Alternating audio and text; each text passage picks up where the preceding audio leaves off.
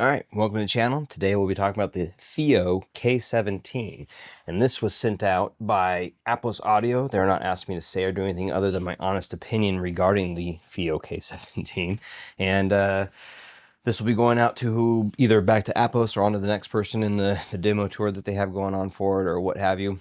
And I'm not going to talk about specs. It's not really my jam. I don't really talk about like how much power it has or all that fun stuff, just if you're new to the channel. I usually just talk about how I engaged with a product or thing and my opinion about that and how well it worked for me or didn't work for me or what have you. So, but first I will talk about the build and aesthetic, and we'll go into the other stuff afterwards. All right, so build and aesthetic. All right, FiiO K17. Let's go over the build and aesthetic, starting with the build. The top is, or the body is all aluminum. It's slightly tinny sounding. There's vents on the tops, the sides, and they do their job really well. It's mildly warm to the touch, and I can't even, it's just very, very light warmth. It's really, does its job, keeps it cool. On the sides here, you can actually see inside and how it's built. It's kind of cool. I wish more, it was actually, I like the idea of having like clear panels there. It'd be really dope. Or up top, I've always been a fan of being able to see the insides or the guts of things. And on the back, you have your, standard setup for something like this. You have your LAN cable for streaming, that kind of stuff. It's not really proper streaming per se. Same with USB. And then you have your, USB-C, your ground switch, everything you need, line in, line out. Yeah, it even has like your little ground here if you were using like a phono or what have you. RCA's, XLRs. So pretty standard fare setup back here is for one of these type of deals. And then on the front, you have your on off, you have your like basically all your analog switches. So your power out, pre, and you can pick either power out pre for solid one for doing both, which means it's sending it to both the front and the back for signal. Power out for the front, and then pre for the back, and then line out would be turns off all of the power on the front and it only pushes it out to the back. So something to be aware of. And also it's maxed out volume on line out, so you don't switch that if you don't have any kind of interface to control the volume on the other side of that. I tend to just keep it on the PO PRE. And then you have your basically all your gain switches here.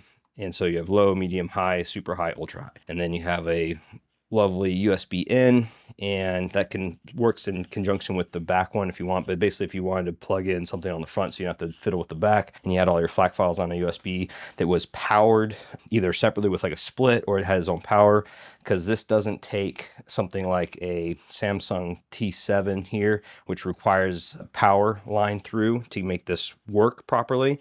So it won't RAID the files, my FLAC files, off this drive. You have to either get a split that can have a USB-C going to power and then one going to this, or you need to have a separate drive that doesn't need a lot of power to basically push the files into this. So just something to be aware of. Then you have basically your menu selector, and this is going to go through all the different styles of listening, either local play, which would be like your local area network, USB, optical, coaxial, line in, balanced, all your normal stuff. So go back to USB and you press in on that to get it to work, and it has a nice like stepped attenuator. Same with the volume, same kind of deal. This one is just really nice, even though it's a little bit smaller.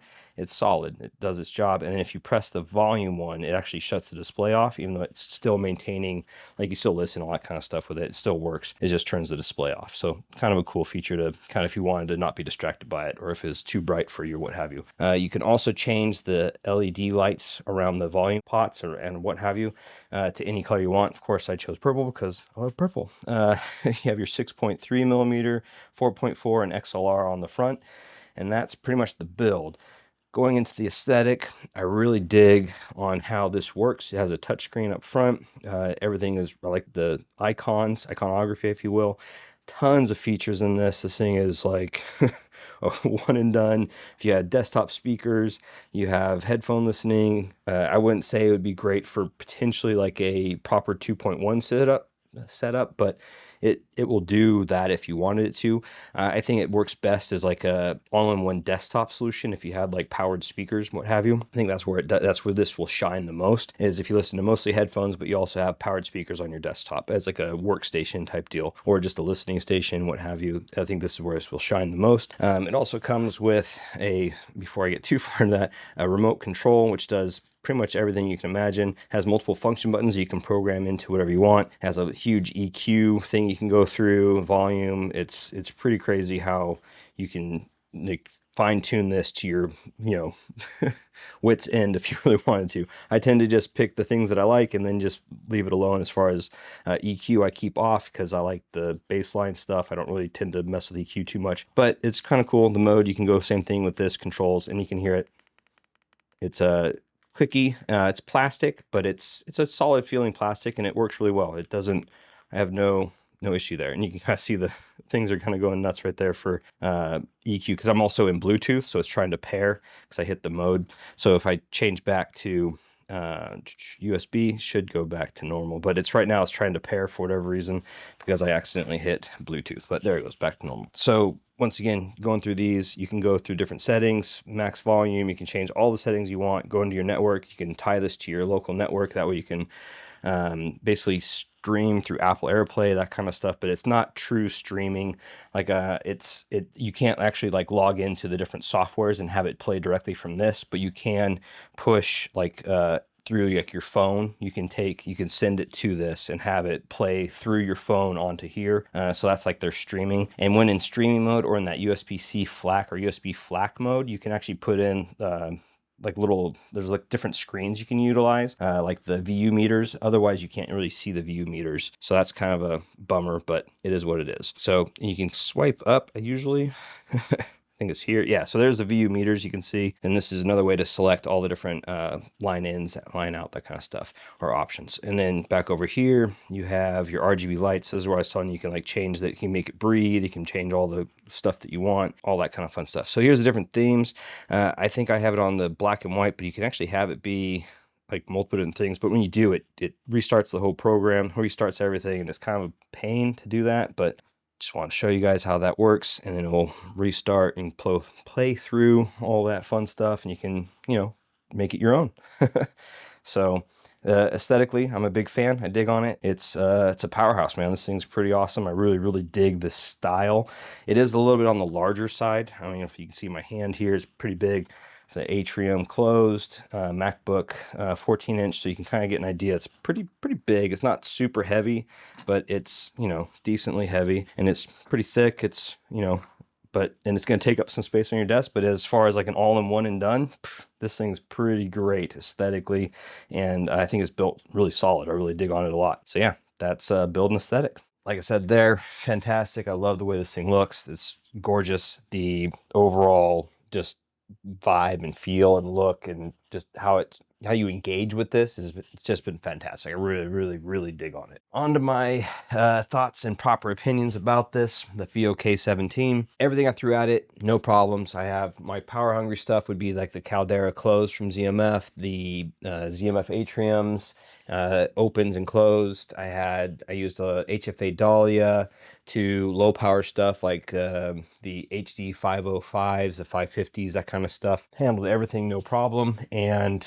I was really impressed with the sound signature and everything like that. So the things that it does really well, which is first off, the AKM DAC chips that are in here. AKM has always been one of my favorite off-the-shelf DAC chips. It's more on that mid focus, upper mids, lower mids, and like kind of a more of a rich and warm, engaging kind of sound. And it's not like super warm or gooey or like that. It's just, I'd say it's a warm leaning neutral, not neutral leaning warm. And it's on the top of this part here, but they're known for their velvety sound. And I can attest to that's kind of a good descriptor for that. It's very velvety, it's very rich, it's very warm. It's a very nice sounding DAC. And then the amp they have paired with this really lets those chips shine. So I'm assuming that the DAC is probably pretty neutral as far as if it has like a sound signature at all. I'd say it's probably on the neutral side, and it's letting the AKM chips do their thing. So that's at least how I heard it anyhow. Everyday use, I was just impressed. I loved engaging with this and just plugging in to to it with my different headphones and listening, and it was a fantastic listen. So one of the other things is using it with the KEF setup that I have, my LS50 Metas in 2.1 setup with a little subwoofer.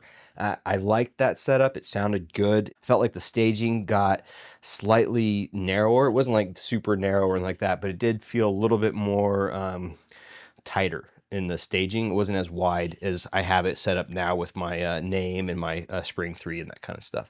So take that into account. Everyone's mileage will differ, and depending on your room and how your speakers, all that stuff will factor into that. It did work well. It sounded fantastic. It wasn't a big deal in that 2.1 setup, so I could say it would work there, but it wasn't necessarily my favorite with my current KEF setup. As far as the stage aspect, the sound was fine. It sounded great. No big deal there. That's pretty much it. I just think this thing's lovely. Like, honestly, like it fits everything I want. It's beautiful. It looks really cool, at least for my aesthetic, my preferences. I love this blacked out with like the little lines out. They did a really good job like segmenting the different little aspects of the front panel here, and the vents and everything. Just the look of it is solid. I love the black. It does come in silver if that's more of up to your what you're looking for. I don't know. This thing fits everything I could want in an all-in-one. It does, in my opinion. It would remove everything on your desk, and if you had powered speakers, it works really great in that setup. So if you had a really clean like desktop setup and you wanted to not have that much stuff on it, but you don't mind the size of this, because this is relatively large. I mean, it's, big chunking thing, but it isn't nice all-in-one. This would do it though. This would cover down on across the board for your amp DAC and powered speaker needs, right? As a pre-out, that kind of deal. As far as sound and aesthetics, in my opinion, and just one and done, fantastic device. It does everything I can imagine, and it looks good. It has tons of customizability, and you can do almost anything with it regarding audio. Really impressed with it. I'm gonna be sad to send it off back to Apos or on to the next person, and I might actually be considering picking one up myself down the road, because it might just be the thing to like replace everything. But we'll see, because I have some other things that are some other all-in-ones in house that I need to play with and kind of get a feel for that, because I am kind of looking for a new desktop all-in-one solution to clean up my desk a bit, because right now it's a bit of a mess. So anyhow, this is definitely a high contender in that all-in-one, just clean aesthetic desk setup. So yeah, with that, highly recommend the FiiO K17. I think it's lovely and looks dope, and it sounds fantastic. I was really impressed. AKM is one of my top off-the-shelf DAC chip sound signatures that my preference-wise fits it very well. It's that very mid-centric, mids, upper mids, lower mids, and low end. Very rich sounding and warm, and it doesn't like, whereas the ESS DAC chips tend to be a little bit more on the brighter leaning side of the house. They focus more up there for that detail pullback and what have you, while this still does have all that detail, and it's not quite as rich lush as something like a Burr Brown or something like that. It's kind of like the nice meat in the middle of like a Burr Brown versus an ESS. Mind you, I haven't heard of Burr Brown in a minute though, so that could have changed. So with that, I'll let everybody have their morning, afternoon, or evening back, and thanks for joining, and catch you guys on the next one. I have 2 more all-in-ones to take a look at. So cheers, everybody. Have a good one.